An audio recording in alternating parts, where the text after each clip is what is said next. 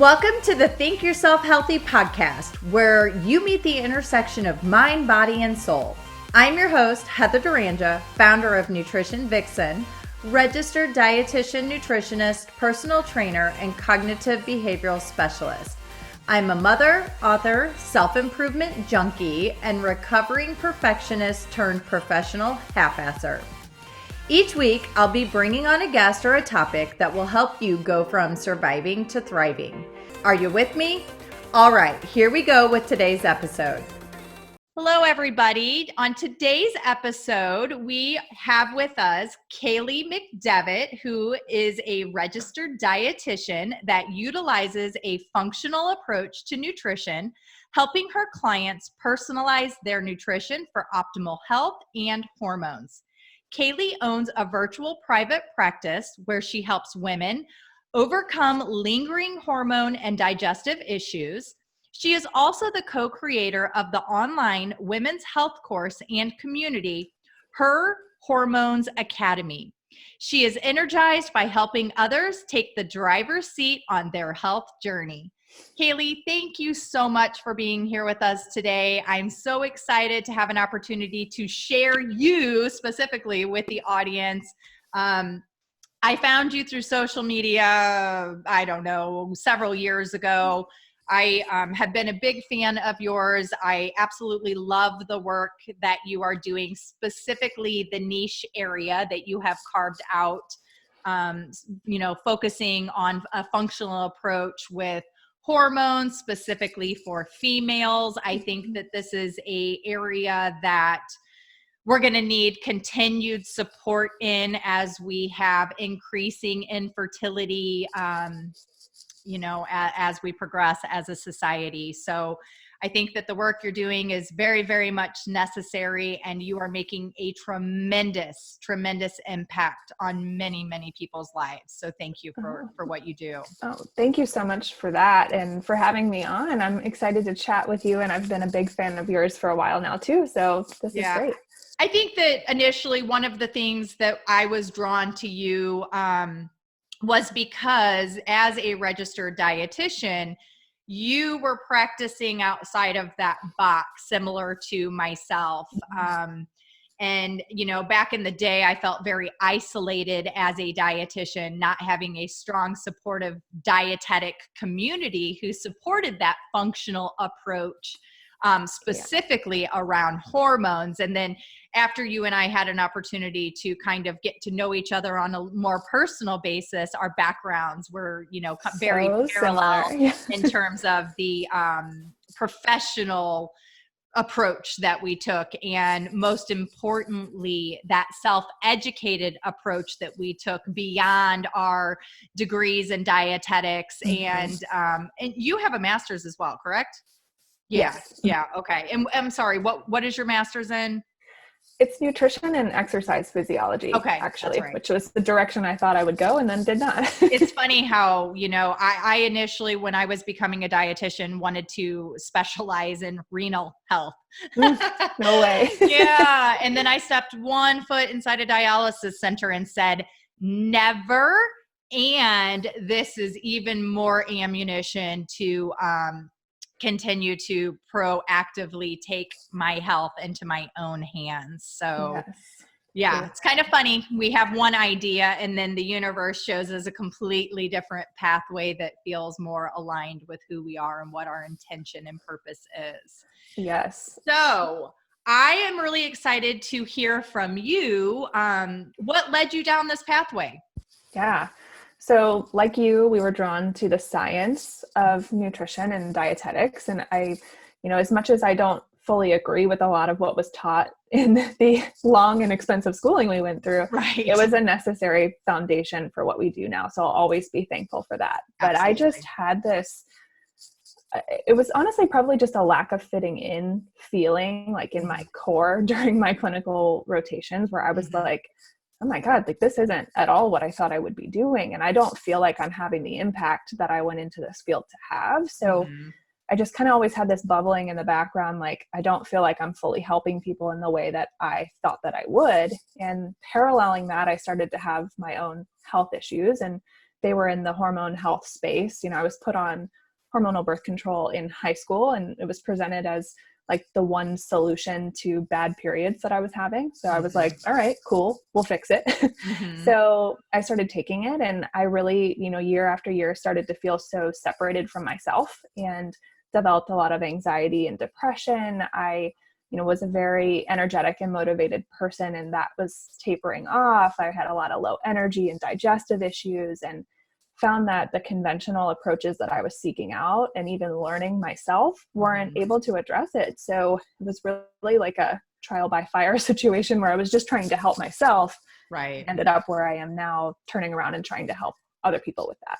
Oh, I think more often than less, the obstacles that are presented in our lives are there to use as a lesson and a tool to help moving forward, not only ourselves, but others.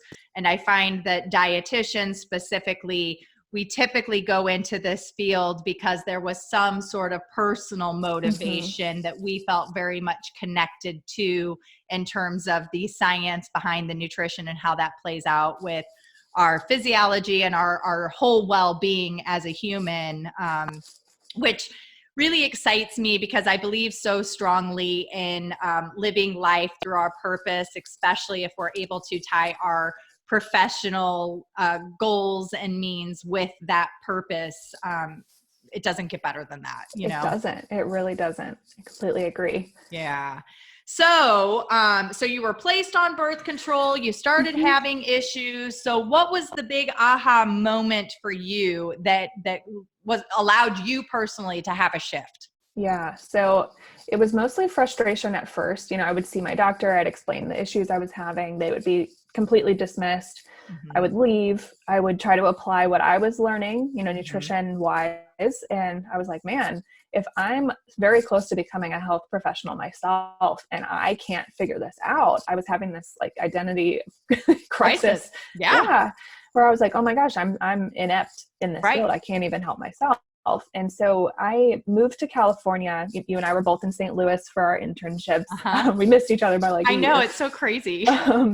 And I moved to California, honestly, on this bizarre whim. Like I woke up one morning and just felt like I had to be here. And so I left a graduate assistantship that I had. It made no sense on paper, but I moved and finished my master's out in California. And I ended up getting this really obscure job. It was a startup corporate wellness company, and we contracted with some lab companies, and I did probably 1,000 functional lab interpretations in that first year. And so that curiosity just started to spiral. I tested myself. I saw like rampant nutrient deficiencies, all these things going on. And that's really when I started to research and really change the approach for healing myself. And then of course that evolved how I worked with my clients. Right.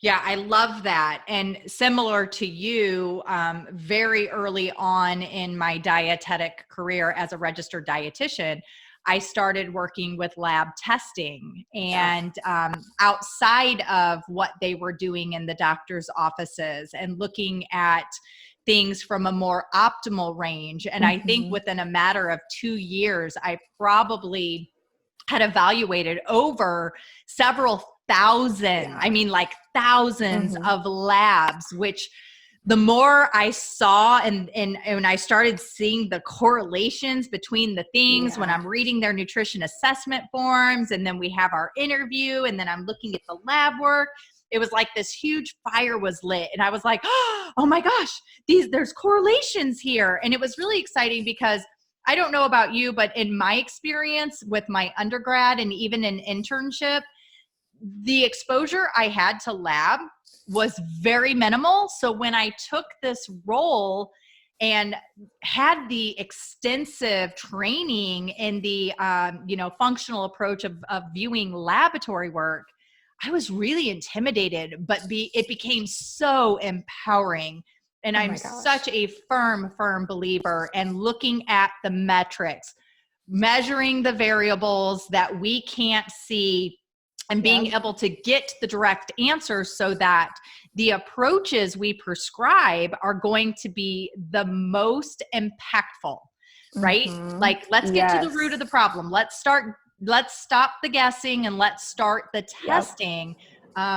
Because that's where the real beauty and magic lies. That's the magic pill in a sense, it is. right? Yeah. And it's really, you know, lab testing is a time saver significantly. Yeah. And, you know, by the time somebody gets to me as a one-on-one client, they've usually been doing all of the things that they know to do. And they've been seeing a lot of practitioners, and they're not either getting any answers or getting anybody to validate that something's off. And that's what's so cool about functional lab testing, is that we can see things as suboptimal before they're clinically relevant. So we can catch stuff and we can change stuff. And that's what's the coolest thing, is to see meaningful improvements in those markers over time, instead of just tracking somebody's weight or just their waist circumference. Absolutely. So I know that you're a big promoter of the lab testing, and I believe that you use the Dutch test. Is that correct? Can you tell the audience a little bit about this test? Because this is very different than what they're going to go and get done at their doctor's. Yes. Yeah. I love the Dutch test. It's really, really been helpful in practice. And so Dutch stands for dried urine testing for comprehensive hormones. So it's a dried urine test, not a blood draw, which is what would typically be done at your doctor's office. And so you collect samples over a 24-hour period at a specific time in your cycle, so that we can see certain hormones at certain peaks. And the cool thing about doing urine versus blood is that we can take multiple measurements across the course of a day, which is huge, especially for things like our adrenal hormones that have a distinct rise and fall. And then we can also look at hormone metabolites. So instead of just saying on a blood draw somebody has high estrogen, well, by looking at metabolites, like different pathways along the step, we can see, is it because we're making too much, or is it because we just can't clear it? Do we have little kinks in the chain? Because our intervention would be totally different depending on where the issue is. Right. So it's a really, really in-depth look at sex hormones, your adrenal hormones, a handful of nutritional markers. We're looking at things like melatonin and oxidative stress. It's just, there's a lot going on that test, and it's really helpful. Yeah. I think that it's fascinating, the science that we have available to us now. It's really frustrating, you know, going from a conventional medicine approach where they are only utilizing lab blood samples and they're not really trying to be proactive. So for that individual who is really frustrated because they've gone to every doctor, they've had every blood, you know, test done that the doctor is willing to order, they've seen the specialist, no one can give them the answer. They feel at that point helpless and hopeless, right? Yeah. And so ultimately, this is where an opportunity presents for them to be able to think outside of the box and really dive in to the tools and resources that are available, like the Dutch test. And you know, I know for myself that having conversations with people, they're always resistant to do any kind of lab testing outside of what the doctor's office orders, because the insurance is going to cover it most of the time. Right. So what do you say to a person who is on the fence, you know, they want the answers, but they feel like they can get everything they need from the doctors? What do you say to that person? I mean, if they can get everything that they need, awesome. Like, by no means am I a fan of unnecessary testing, because it's not inexpensive, that's for sure. But if it's somebody that's been struggling for a long time, it's just, it's a real conversation about, look, to get to somewhere else, you have to do something different than you're currently doing. Running in circles with the basic labs and the basic providers isn't getting you anywhere. So it's just, I mean, if they're ready to feel better, then we have to do something differently. And ultimately, if we do something like a Dutch test, we save time and money in the long run. So it's really just changing the way we think about that investment. Absolutely. I agree with you 100%. So accurate.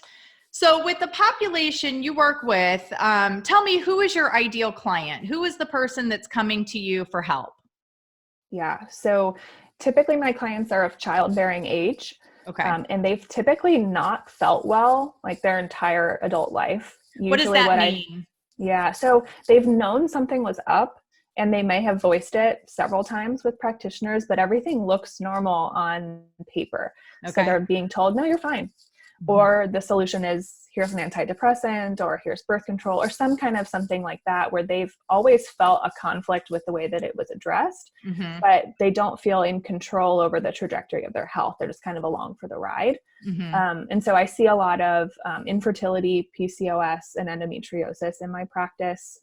And with that, like a sprinkling of digestive issues kind of across the board. Right. They're kind of correlated, right? Totally correlated. And yeah, these are typically women that were like, you know what, something hasn't felt right for so long, and I'm not getting anybody to acknowledge these symptoms.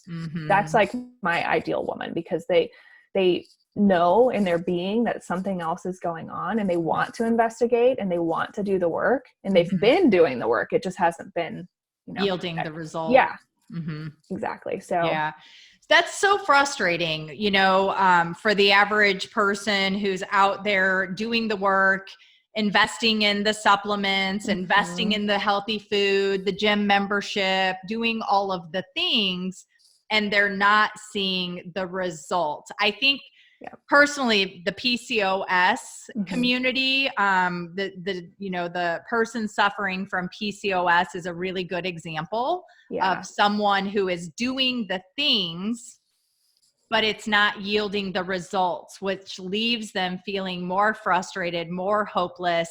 That leads to that self-sabotage and that emotional eating that is having an even more negative impact on their outcomes. Yeah.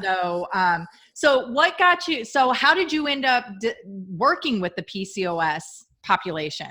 Yeah. So it started, like I was saying, with my own story related to hormone issues stemming from hormonal birth control. So several years ago now, maybe 4, I finally started to be outspoken about my own experience with that, and sharing things on social media. And I started a blog, and it was scary at first to speak out against something that's so prevalent, but I just really wanted there to be a blog post for somebody, me 5 years ago to read.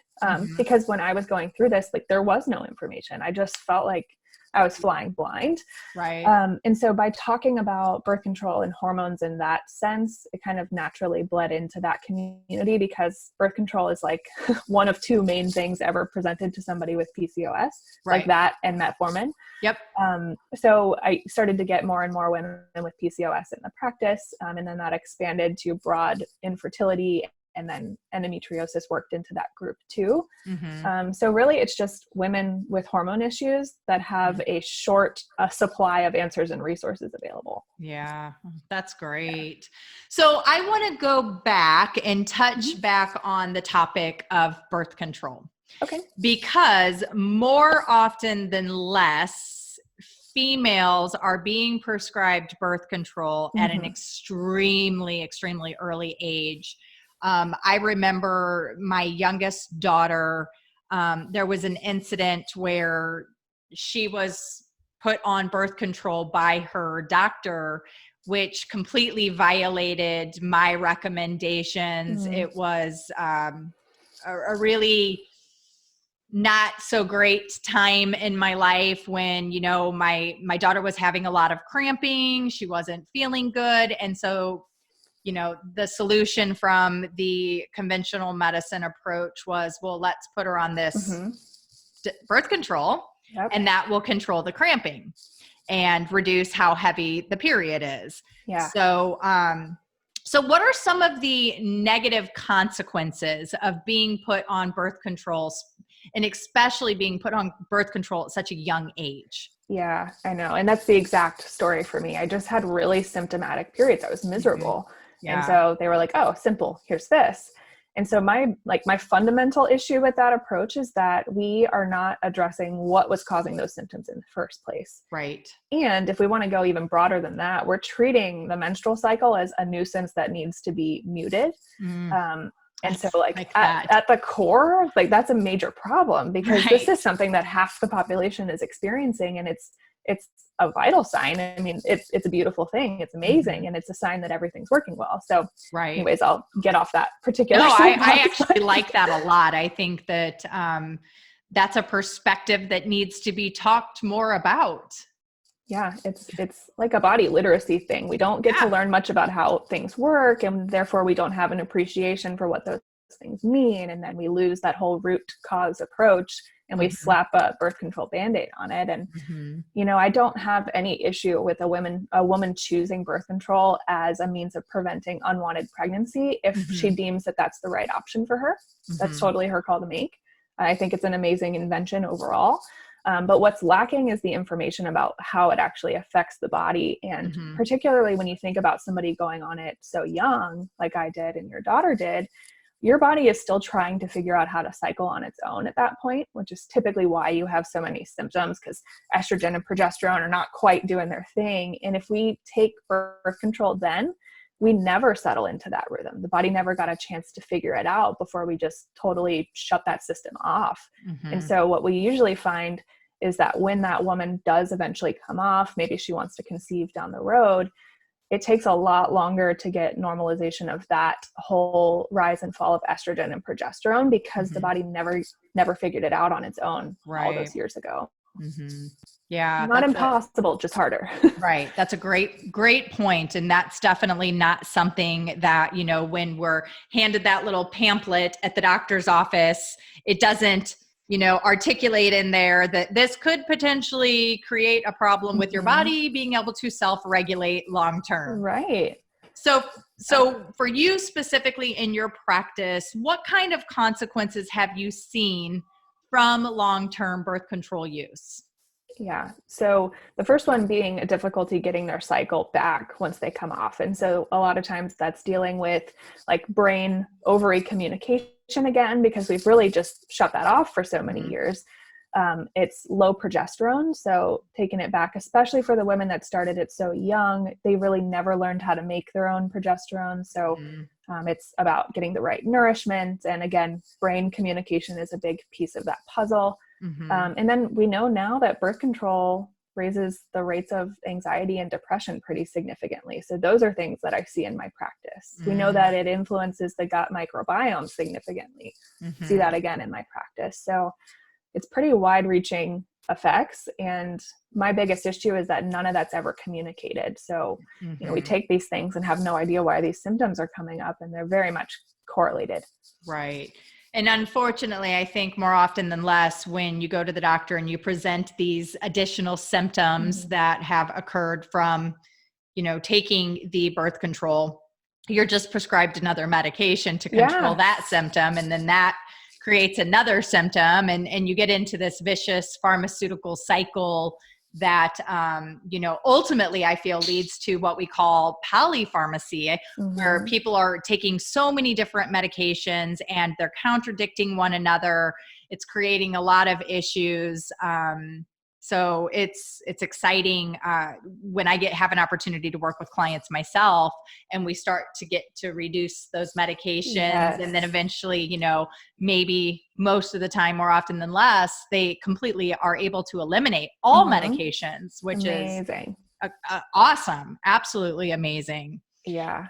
So when it comes to fertility, tell me, what are your thoughts about stress and how stress plays a role with our fertility?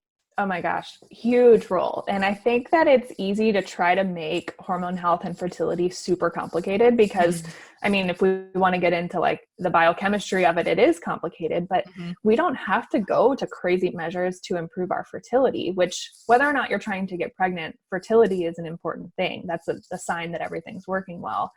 And stress is, oh my gosh, one of the biggest things that I see causing problems. And stress is literally telling your body it's not safe to procreate. Because if you think about us, like from an evolutionary standpoint, the female body is so sensitive to changes in stress, which could be, not enough food coming in. It could be too much exercise. It could be mental, emotional stress, perceived stress. It could be like inflammation or microbiome issues causing stress. And the body's like, okay, it's not safe right now. We're going to shut down that process because your body's really looking out for you. It's not trying to get in your way. And if we don't address that stress, those processes don't work. Right. So when our body is in that stress state, it really takes us and throws us into survival mode. Mm-hmm. And when we're in survival mode, procreating is not a necessity. Nope. So it's that protective measure to, obviously first and foremost, keep the female alive. Exactly. Yeah. And it is as crude as that. It's like alive, or once we're not stressed, then we can deal with fertility, but only then. Right. And ultimately, we know the role. Well, you and I know the role that stress and the correlation between stress and progesterone specifically, and how that plays a role then with other hormonal regulation, really sets us up for failure long term. Yeah, for sure. So for the woman who's been on birth control since an early age, what are your recommendations in terms of, let's say she's thinking about getting pregnant maybe in the next couple of years? So what do you say to that woman who has been on birth control for a long period and is now considering moving forward and trying to, create life? Yeah. So we want as much time between those two things that we can get. It depends on that person's timeline. We'll take advantage of however much time that we have, but I'd say as soon as possible to make the transition off.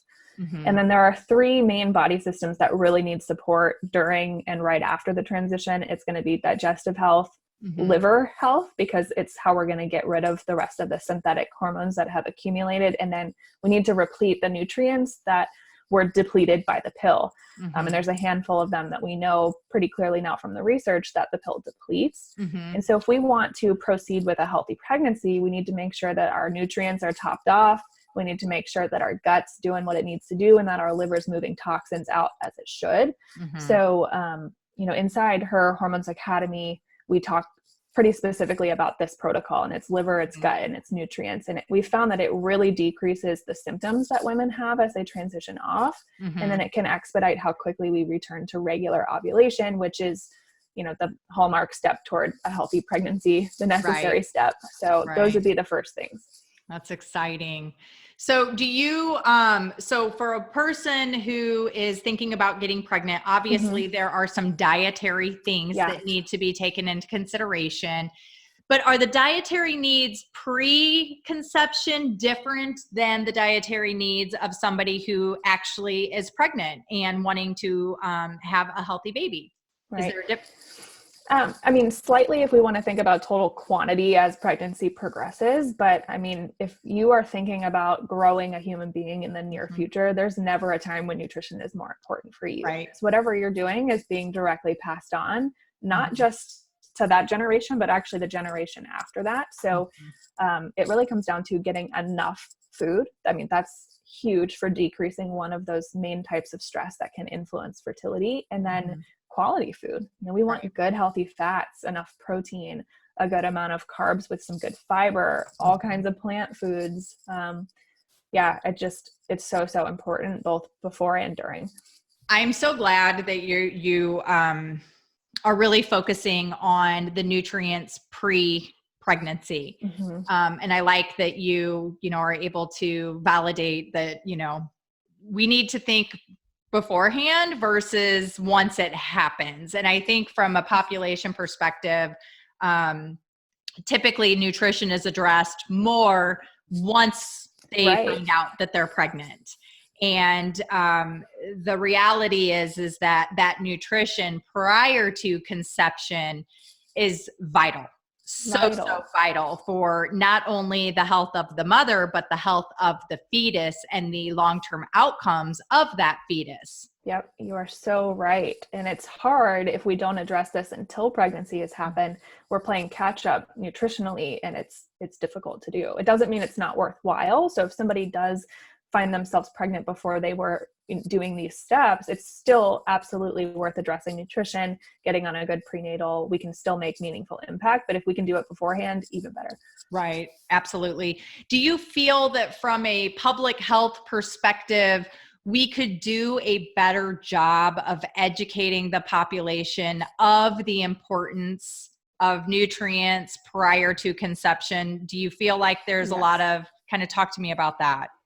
Yeah, I completely agree with you. I think we could do better in women's health in general, just the way that we approach that. But yeah, I think that we view pregnancy as a 9-month experience, and really, like, we should be planning this thing out in advance, because Right. we've got to get the body healthy, and both partners too, not just the women. It usually Right. falls on the women's shoulders, but husband is involved in this too. And if we could start these things, a year in advance, where we're being prophylactic about our nutrition, then we have so much better outcomes for mommy and baby during and after the pregnancy. And like we talked about, that has generational influences, and we can maybe start to change this rise in chronic disease by gifting our children with like beautiful nutrient supplies. Absolutely. I love that.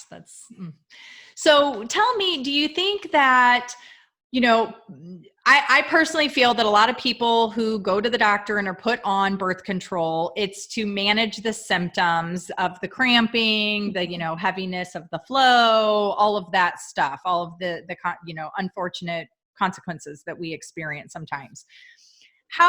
What are your thoughts around our diet contributing to how that experience, the cramping, the heaviness of the flow? Can you kind of talk to the audience a little bit about that? Sure. Significant influence between the two. And that's where we would have to start in any person. I'm sure you feel that way in your practice too. At the root of it, we are dietitians, as we're based in food. And the way that we eat directly influences our hormone production, and therefore the symptoms that we have. So if we're eating a lot of inflammatory oils, or a ton of sugar, or a bunch of alcohol or caffeine, then we tend to have much higher estrogen. And when it comes to period symptoms, it usually comes down to the ratio between estrogen and progesterone. And if we've got this astronomical estrogen and like little weak progesterone signals, then we have things like breast tenderness, cramping, heavy periods, headaches, menstrual migraines, that kind of stuff. So by simply swapping out the types of foods that we eat, we can make a big difference on that. So getting more cruciferous veggies to help detox some of that estrogen out of the body, making sure that we're getting enough fiber to make sure that we have daily bowel movements, because that's how we take out the trash, good healthy fats so we can build that progesterone. I mean, it's night and day, and I feel it in myself very subtly now, but like I was traveling for Christmas and the foods that I eat at home are always a little bit different than the foods that I eat in my home. And I'll notice a difference in the next cycle typically. Absolutely. I'm on the same page with you. When I was a young girl, I did not have, my cycle did not start until I was probably closer to 14. Oh, same. And, I had such excruciating experiences. I remember being curled up in the bathroom stall of school, cramping so hard, sweating, literally like thinking, just end it. Like, let this be, like, I don't want to go on anymore. Totally. Someone coming in, finding me, in that little ball, and calling the nurse, and then having to call my mom and hooking me up to the heating pad, and month after month, this would reoccur over and over and over. And my periods pretty much were that way all the way up until, after my diagnosis with my kidney disease. And I, started learning, that in order to control my outcome with this kidney disease, I could utilize nutrition as one of those approaches. And when I started shifting my nutrition, what it did to my menstrual cycle experience was night and day. And I have the best periods. Like, people, I say to clients all the time, your period isn't supposed to be this thing that inhibits your life. Yeah. Like, we're supposed to be able to go on as every day, without having these excruciating pains and this really significant heavy flow and the headaches and the cravings and all of the things. There is a fluctuation in the hormonal pattern that is going to have some, significance in terms of how your body feels, but not to what we see that is causing all of these young people to get put on birth control to manage those symptoms. So for me, personally, that was a really, really exciting experience to have. It was an accident. I didn't expect that my nutrition was going to have such a significant impact on my menstrual cycle, but it was a blessing in disguise. And I feel really fortunate to be at this age in my life and to have such a healthy menstrual cycle. And I know that my nutrition and lifestyle practices have attributed to a lot of that. Absolutely. And you hit the nail on the head. It's normalized to have horrible periods. Like, how many memes are there about it? Right. And that's not supposed to be that way. Those are very real, like real-time flags from the body that something's a little off. So yeah. And I feel like it's important to really stress that. If you are experiencing these kind of symptoms and you are on the verge of having to get put on birth control in order to manage it, we need to look at it from a different perspective. This is really your body waving its red flags, saying, hey, something's out of alignment here. We need to look. Yeah. So yes. Yeah, I think that's great. We definitely have to have more and more conversations around that to continue to spread that awareness. Yep. So anything specific that you have encountered in your practice working with females that you had like that aha moment that brought you to the next level in terms of your profession and your practice? Yeah, it does. There are two. The first was just this realization that collectively as women, like, we don't have a great understanding of how our body works unless you're proactive about finding that information yourself. And so that's, one of my overall life missions is to change that, because I've really found that when women understand how the body is meant to work, we can now approach the interventions with a sense of compassion and partnership with body, instead of, oh, my body's sabotaging me. What can I do with my nutrition to fool my body into doing X, Y, and Z? Right. And seeing a woman come into partnership with her body is like one of the most beautiful things that I think can happen. Oh, I love that. And it's a sense of empowerment too. Like, you're now in control over the trajectory of your life and your health versus just kind of being dragged along. And then the second most profound thing is realizing how big the mind-body connection is with healing. And I know you and I talked about this on our long walk, but man, it's the people that believe that a certain outcome is possible for them that get there. And I mean, I'd be remiss if I didn't address that with every client now, because it makes such a big difference. Right. Absolutely. The mind-body connection. I know I've talked about this before. I've talked about it on other podcast episodes with other healthcare professionals, specifically dietitians. When we were going through our educational process, there wasn't a lot of information, that was being presented around that mind-body connection and how that played a role in our physiology and our hormone balance. Hormones, other than like ghrelin and insulin, weren't a lot of things that were even talked about, right? Yeah. And so this actually, I just had a totally other thought, but I want to ask you this question. So we hear of this thing called estrogen, right? But there's actually more than one form of estrogen. And I think that there's a lot of misunderstanding around that. Can you speak to that a little? Yeah. So there are multiple forms of estrogen in the female body. There are three main types. Like, if you're looking at somebody's Dutch report, you'll see across the estrogen section that it's not just one. We typically combine the three into one measurement. Like, if we're doing blood work or even a snapshot of a Dutch report, and each type of estrogen is going to have a slightly different effect on the body. Some are more estrogenic than others. Some are more likely to contribute to symptoms than others. And then to add to a layer of complexity with that, the way that we break that estrogen down and get it out of the body can have three different pathways too. And there's a certain pathway that can increase risk for estrogen-dependent cancers. So we can actually influence the types of estrogen that are being made and how they're processed directly with the food that we're eating.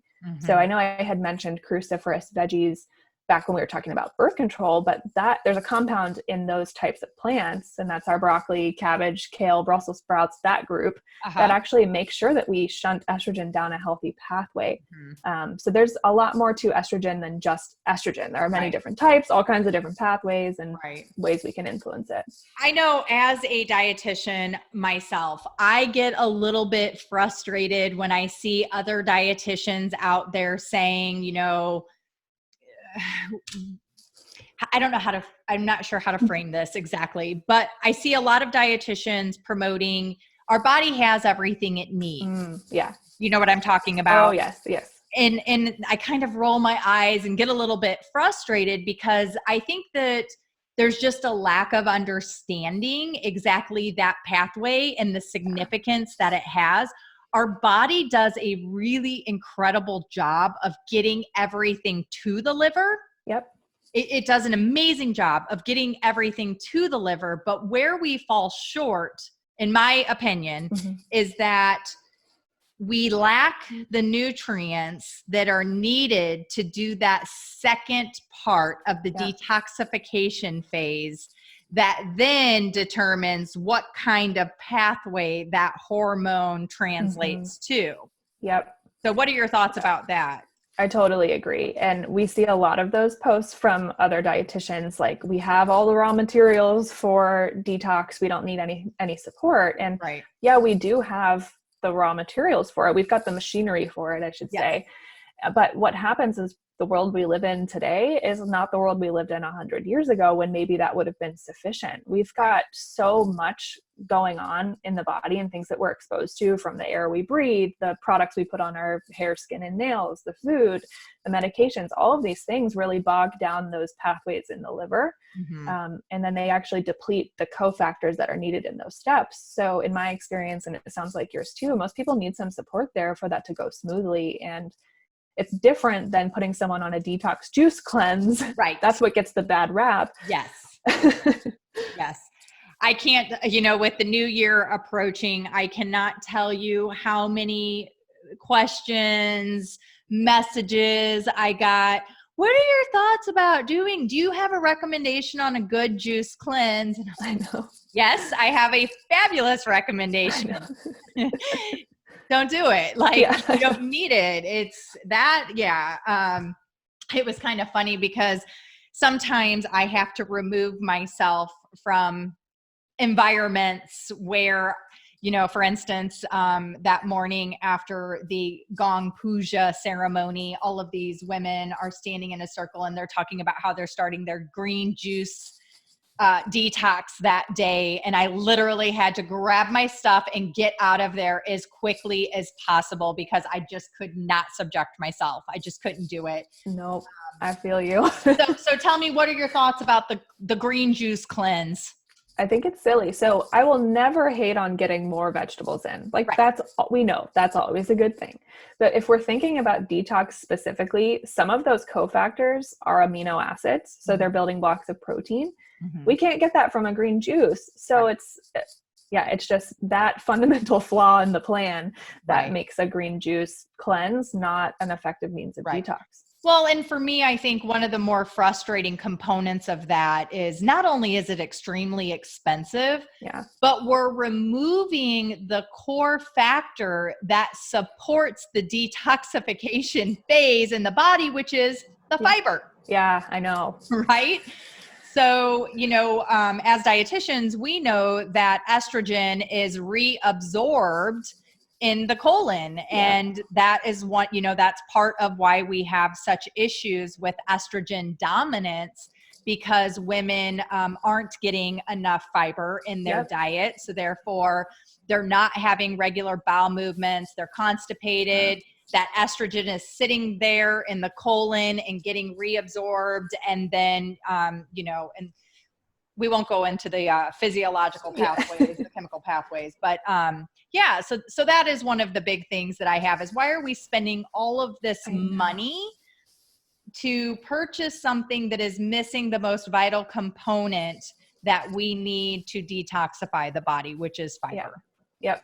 Amen. Amen. And that's us trying to make nutrition more complicated and expensive than it needs to be, because it's not as cool to say, I'm just going to eat some balanced meals and get a lot of fiber. Right. Right. I think it's funny because the reality is it's so much simpler. This whole thing is so much more simple than we like to try and make it. And I think part of that is because we like to convince ourselves that it's unobtainable. Yeah, you're right. Absolutely. You know? So we got to complicate it to ensure that we justify that's why we don't have it. Mm-hmm. And if we think about that whole mind-body connection, if underneath we're thinking it's unattainable, then it is. Absolutely. Yeah. Absolutely. Yes. So tell the audience, how can they find you and what kind of exciting things do you have going on? Yeah, so you can find me on Instagram. It's at Kaely RD. My name is spelled weird. It's Kaely.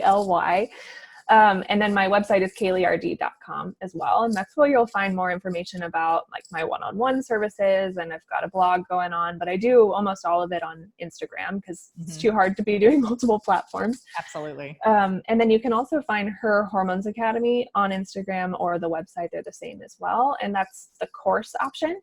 And then some cool things coming this year is we're actually going to do a specific 8-week coming off birth control program outside of Her Hormones Academy. Wow. So there'll be more information to come on that really soon. Exciting. Yeah. And then I'm also starting this year to help teach other dietitians how to do the work that we do, like how to get involved with labs, how to use them, how to build them into practice. So some good like dietitian to dietitian stuff this year too.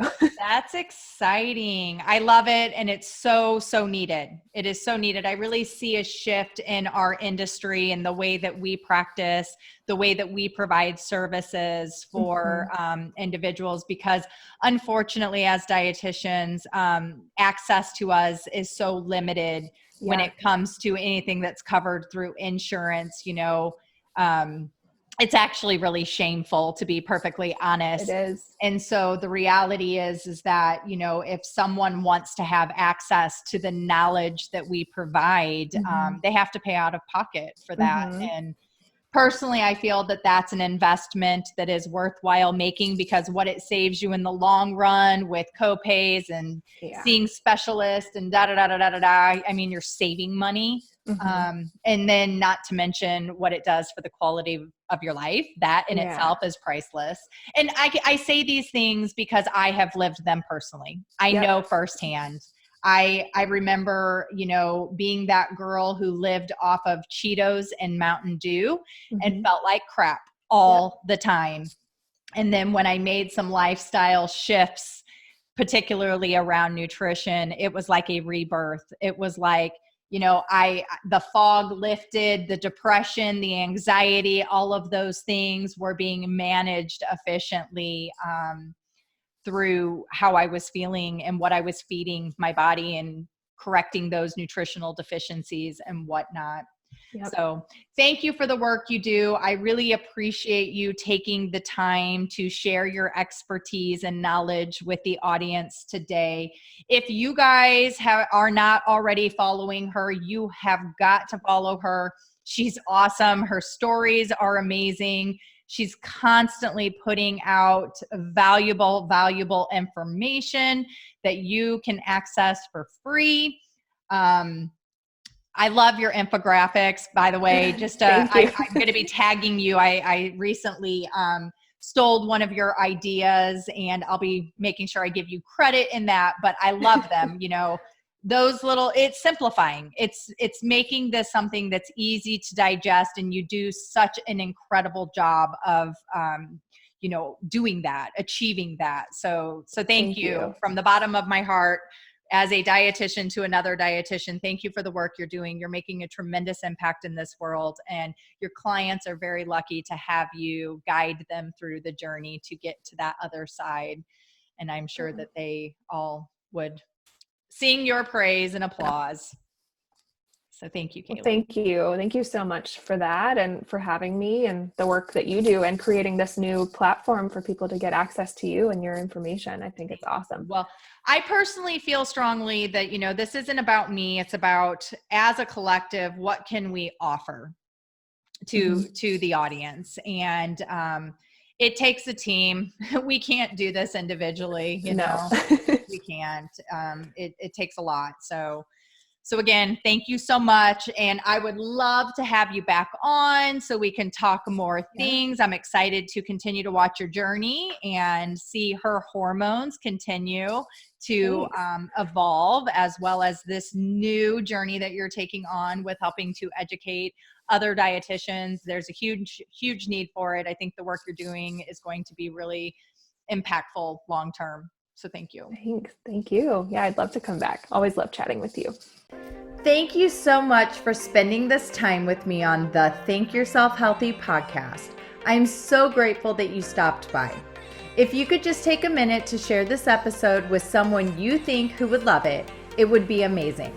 Take a screenshot that you've listened to the episode and tag at Think Yourself Healthy and myself at Nutrition Vixen so that I can share it. Leave a review on iTunes to let us know how much you loved being here and what you want to hear next. Until next time, don't forget to think yourself healthy. Thanks again, guys. Bye.